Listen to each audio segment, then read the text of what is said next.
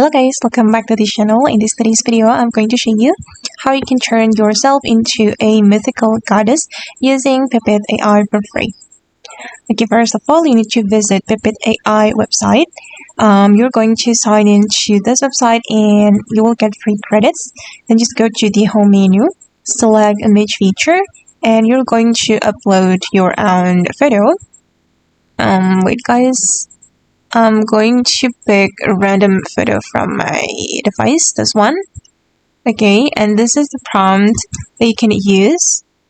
And I'm going to send the photo with the prompt and let the AI do something for my photo. Okay, and this is the result. There are 4 elements. Water, fire, earth, and this one, I don't know. Oh, air goddess.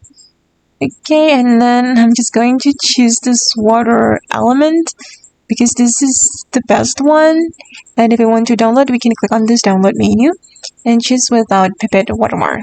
Or if you are not satisfied with the result, you can always try again here. Just click on try again and the AI will create new photos for you. Okay guys, and that's how we can turn ourselves into mythical goddess using Pippit AI for free. I hope this video will be useful for you. Thank you so much for watching and bye!